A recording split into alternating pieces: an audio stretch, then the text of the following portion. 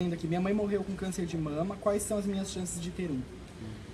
Sim, vários fatores aumentam o risco, na verdade, de câncer de mama, né? Ter história familiar, ela aumenta o risco, mas não quer dizer que a pessoa vá ter o câncer, né? Existem, na verdade, só 5% dos cânceres de mama e de outros tumores são hereditários.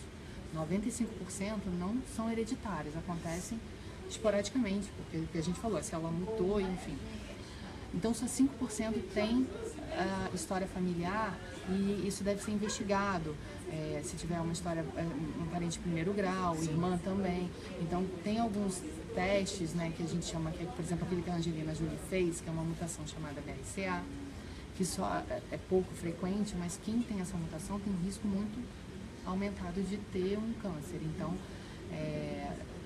ter um familiar não quer dizer que o risco é aumentado. O importante é, se tiver história de câncer jovem, com 30 e poucos anos, na família. Então, são vários fatores que vão aumentando esse risco. Então, é importante sempre conversar com o seu médico para ele conversar toda a história familiar, para poder daí decidir realmente qual o fator de risco, o risco daquela paciente de ter o câncer de mama e quando ela vai iniciar o segmento, né, o acompanhamento. E assim, quando vocês dizem, assim, só para ficar uma linguagem mais clara para quem não entende, quando vocês dizem hereditário, isso quer dizer o quê? Que passa de mãe para filho, de etc. Não. É o que o pessoal popularmente lá, que veio de família. Isso, exatamente.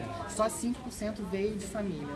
O resto aconteceu ao acaso. Tipo, porque tinha que acontecer. Exatamente, não é porque a mãe dela teve que ela vai ter. Mas a gente sabe que, comparado, quem tem história que a mãe teve e quem a mãe nunca teve, ela tem um risco um pouco mais aumentado, mas não é... Não significa também que ela vá ter. Sim, não é um risco tão mais aumentado, mas é importante quem tem história forte na família, história de homem com câncer de mama, então tem uma história que pode ter relação com essas mutações, né? É isso. Então acho que a mensagem mais importante é conversa com o seu ginecologista, fala com ele que você tem essa história familiar, porque tem alguns pormenores, como a Carol falou, para poder ver. Você já tem um fator de risco, por assim dizer, que é uma história familiar positiva. Você tem que ver se essa história familiar, ela efetivamente pode causar um risco maior para você, entendeu?